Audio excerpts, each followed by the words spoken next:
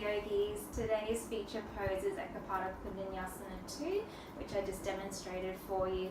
So it's an arm balance requiring chaturanga shape in the arms, letting the chest draw forward, and then a split of the legs, letting the frontal leg sit on top of the tricep, and then lifting up the back leg to take the balance. So we can use EPK2 in vinyasa when you're transitioning from, say, three-leg dog before taking it out through your chaturanga dandasana, up dog, down dog. Good way to warm up into these poses is simple vinyasa and some lunge work. So I'll just show you a few little options for beginning to get into this practice. If your hamstrings aren't super long, if you can't do the splits, doesn't matter. So that front leg doesn't need to be straight to begin with. You'll get there, with time and with practice, but you can keep a little bend to that knee. So just show you a simple way of warming up. So we're working on the right leg forward. Just go to a simple Koundinyasana, lunge with the knee down. Working the rise of the chest, reaching the arms up. Exhale, sinking down into the hips, pressing hips forward. Activate those glute muscles. So help to squeeze those thighs in towards one another. Press the hips down. Protect the lumbar spine, reaching up through the arms alongside the ears. Exhale, bringing the hands to the mat. So because the balance requires you to go into a split, what do you need to do? Hips. So walk that right foot out to the right, coming down to lizard lunge. So depending on where you're at with your hips, maybe just hands directly under the line of the shoulders, if you can just about see me. That might be enough for you, letting the chest draw forward, press the hips forward. Yeah. If you're going a little bit deeper, taking the hands forward, turn the biceps to face forward, so those inner elbows, face them, shine them ahead. Exhale, bring both forearms down together, down to the mat. Separate the shoulders away from the ears, press the chest forward. Let the hips press forward, grounding this right shin up into the tricep. So if we let it fall out to the side, we are opening the hip, but we're not really activating the muscles and squaring off. So sucking it in towards that right tricep, shine the collarbones forward.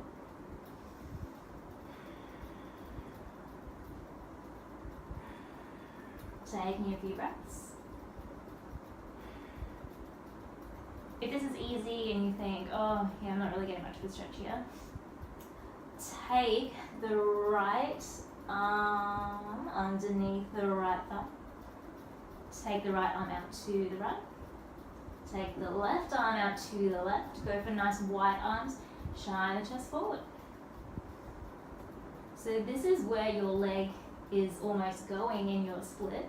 So it'll just help you to get that a little bit deeper, wrapping into the triceps, wrapping the thigh into the tricep.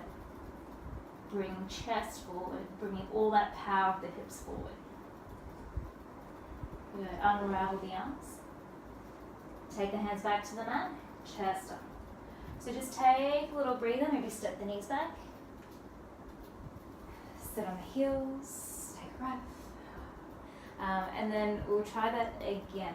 So you can go straight into the balance from your lizard, or you can work it through vinyasa, which I'll show you on round 2.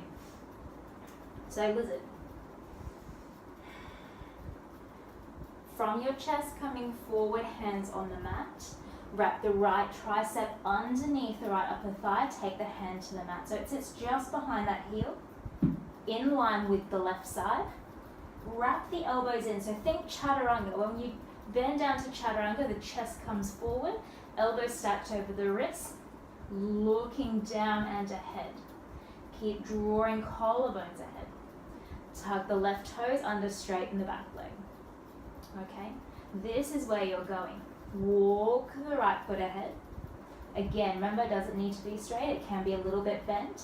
Take the weight of that thigh into the right upper arm. Lower the chest, look forward, maybe lift the leg, maybe lift the back leg. Have a little go. and step it back. So that might be enough for you working from your lizard, playing around. Because it's such a tight little shape to work with, coming in and out of lizard may be your only option when you're starting, but you can then work it into your vinyasa. So if you step back, hands down to the mat, tuck the toes.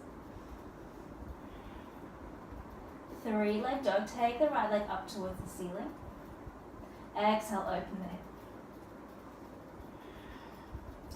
From here, bring the gaze forward towards the hands.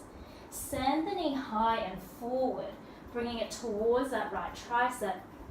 Bend to the elbows, lower the weight of the thigh.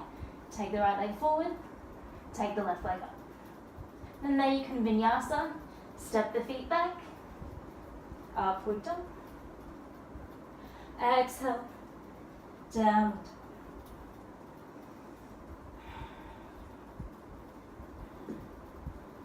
So that's our little tutorial for EPK2. You can add it into any of your vinyasas, and it's really good strengthener.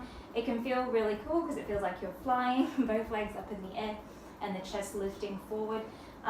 Some of the more, advanced transitions, you can go from EPK2 into a chin stand. It's all over Instagram. If you're keen to watch any of those videos, we won't go into that today because it's a lot more prep work and deeper for the chest, but ultimately working on your lizard lunge, getting into that nice deep space. Remember, always practicing going right to left, equaling out both sides, having a go, and just finding the patience to work into your hips, using that leg strength and bringing that chest forward. Think chaturanga. If you don't have a strong chaturanga, I would suggest you work on your chaturanga first before attempting the arm balance. Ultimately, it's the same shape, but with the leg split. Okay.